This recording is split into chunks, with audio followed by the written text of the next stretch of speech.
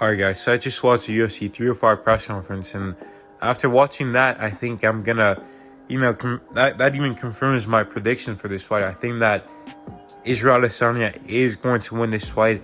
And before I get to what happened at the press conference and the whole story between, Dricus and Israel, I just want to kind of give a breakdown of how I think the fight will go. And I think that, Israel, he's been out for a while now. Almost like by the time he steps in, it's almost like 11 months, or I think 11 months. And I think that Israel has learned a lot from the Sean Strickland fight. He was getting bullied, he was getting pressured quite a bit. He wasn't really stepping on the gas and standing his ground at all. And he even said himself that he was embarrassed by that performance. And that's what you want to hear. You don't want him to be like, oh, I just had an off night, this or that. He straight up said that was embarrassing. Like, I got embarrassed. And he understands that. He realizes that he's gone away. He's worked on his holes. And I feel like he's just going to be super motivated in this fight, super sharp. He's been training with a good strength and conditioning coach. Apparently he's getting some size. He's hitting a lot harder. I hope he still has his speed, his endurance to go the distance if it has to go. And that speed is gonna be a lot. If he still has it, I think it's gonna be a lot for Dricus.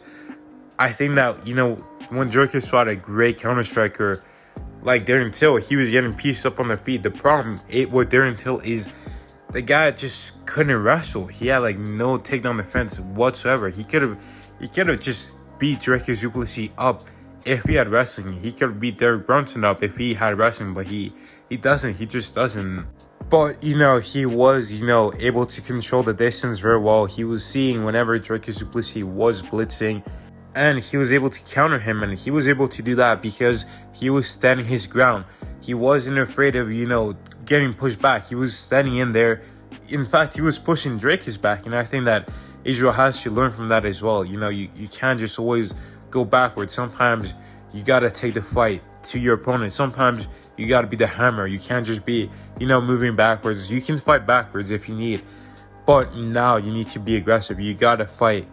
You got to take the fight to him, and I think that he's going to have a way better takedown defense than a guy like Darren Till. And even if he does get taken down, Israel has been training a lot with Craig Jones, a high-level jiu-jitsu grappler, and this guy was able to get Volkanovski basically incredibly ready for his fight against Islam Makhachev. And we saw how well Volk did with the grappling, and Volk is training with Israel as well. So you got that as well. And Damian Maia came over there and he trained with the guys at City Kickboxing and taught them some stuff. So I think that, when it comes to the groundwork, I think Israel is going to be able to stay safe. Dricus has some good, he's very good on the ground. He's got some good ground and pound. And as for his jiu-jitsu, I thought his jiu-jitsu was really, really good. Especially when I heard that he basically took out an entire Gracie Barra team in a grappling competition. But I saw that video, and those guys, they're probably 150 pounds max. And Dricus, he's huge. He was probably 220 pounds in there, maybe 215. And yeah, those guys were just way too small for him. He was bullying them around. He was doing some things that you just wouldn't get away with it if it was someone bigger. He was reaching back, getting the guard open. Those guys could have put him in a triangle, in a sit in an armbar or something, but they weren't able to do anything. He was just kind of chucking them around. It was if a big guy who had some maybe purple belt level skills, maybe blue belt level skills, was just going up there against some guys maybe brown belt level skills, but they're much smaller, just bullying them. And that's what it was. And that gave me a lot more confidence in Israel's grappling, because he's not going to be 150 pounds in there. He's not going to be 5'5" or 5'6".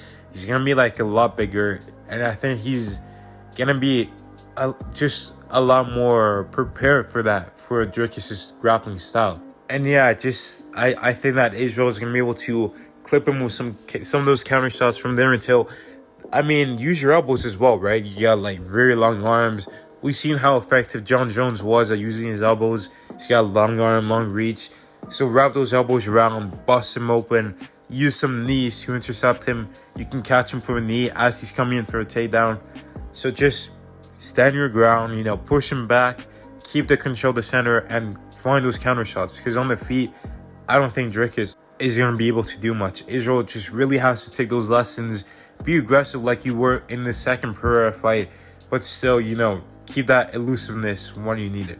So yeah, I'm going to back Israel Adesanya to get a second round KO. But yeah, like at the press conference, Dricus Du Plessis, at one point, he said like Israel Adesanya had servants growing up. And he was just talking about Israel Adesanya's childhood. And Israel got very triggered at that. He started crying, in fact. And, I think that Dricus, like sometimes like you gotta, like I get it, you want to, keep your same energy, stand your ground and everything, but like you've already made things bad by saying that you're going to be the first real African champion, instead of just saying, I'm going to be the first African champion to train out of Africa. You said you're going to be the first real African champion. That's completely different than saying you're going to be the first African champion to train out of Africa. And Leon Edwards, he was the second UK champion behind Michael Bisping, who was the first. But Michael Bisping went out to a different country to become a champion, and Leon paid respect to him. He said he's a legend and everything. He opened up the MMA scene for us. But I'm going to do what he did instead.